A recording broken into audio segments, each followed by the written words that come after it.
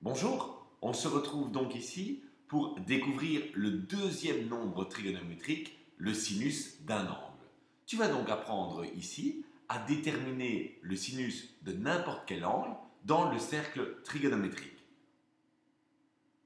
Reprenons donc notre angle de 42 degrés. Cet angle est caractérisé par la présence du point M sur le cercle trigonométrique. Pour déterminer le sinus de cet angle, il suffit que tu effectues la projection orthogonale, non pas sur l'axe des abscisses comme on l'a fait pour déterminer le cosinus, mais il suffit que tu projettes orthogonalement le point M sur l'axe des ordonnées. C'est ainsi que tu obtiens le point bleu. Le point bleu te permet de construire un segment, le segment bleu, et comme tu t'en doutes, la longueur de ce segment, c'est la valeur du sinus de 42 degrés. Et la longueur du segment bleu, elle vaut ici 0,67. Évidemment, on ne va pas s'arrêter là. Pour voir si tu as bien compris, on peut se demander ce que devient le sinus si l'amplitude de l'angle diminue. Tu vas voir, c'est très simple.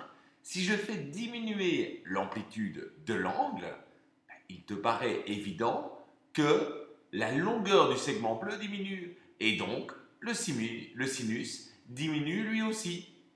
Ainsi, lorsque l'angle a une valeur de 0 degré, le sinus vaut 0. Et si maintenant, au lieu de diminuer l'amplitude de l'angle, tu avais choisi d'augmenter l'amplitude de cet angle, eh bien le sinus aurait lui aussi augmenté, comme tu vas le constater. Pour un angle de 42 degrés, le sinus c'est 0,67. Pour un angle de 55 degrés, le sinus c'est 0,83. Pour un angle de 82 degrés, le sinus est déjà de 0,99.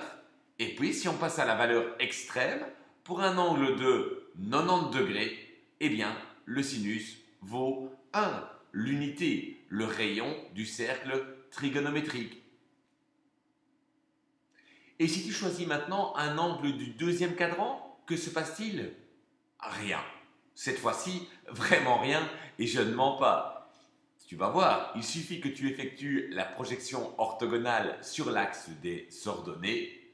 Par exemple, pour ce qui est illustré ici, un angle de 153 degrés a un sinus qui vaut 0,45.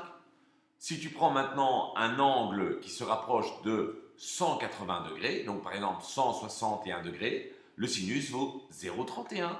Et si tu prends 170 degrés, le sinus vaut 0,16. Et si tu prends évidemment 180 degrés, tu t'en doutes, le sinus vaudra tout simplement 0. Si maintenant tu choisis un angle de 211 degrés, un angle dans le troisième cadran, c'est là que va se passer la petite variation comme tu t'en doutes. Évidemment, pour déterminer le sinus, tu effectues toujours une projection orthogonale sur l'axe des ordonnées. Et tu trouves un segment, le segment bleu, qui a une certaine longueur. Longueur qui est toujours positive. Ici, une longueur qui vaut 0,53. Mais le sinus de l'angle, tu l'as déjà deviné, n'est pas égal à la longueur du segment. Le sinus de l'angle, il est égal à l'ordonnée du point M.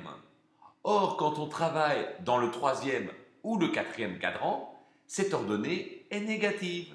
Voilà pourquoi le sinus de l'angle a une valeur qui vaut moins 0,53. Et si l'amplitude prend des valeurs de plus en plus grandes, eh bien le sinus va prendre lui aussi des valeurs de plus en plus grandes négatives. Tu t'en doutes, pour arriver à une extrême, puisqu'on le voit là, le sinus est à moins 0,88, moins 0,92, moins 0,95, moins 0,98, et quand l'amplitude de l'angle M vaut 270 degrés, eh bien le sinus vaut moins 1. Dans le quatrième cadran, c'est exactement la même chose qui se produit que dans le troisième cadran. Le sinus sera négatif. Négatif. Voilà pourquoi le sinus de 337 degrés vaut moins 0,39. Allez, avant de terminer cette séquence consacrée au sinus d'un angle, je te propose de faire un petit tour du cercle trigonométrique avec les valeurs des sinus qui s'affichent. Tu comprendras ainsi encore mieux ce qu'il se passe.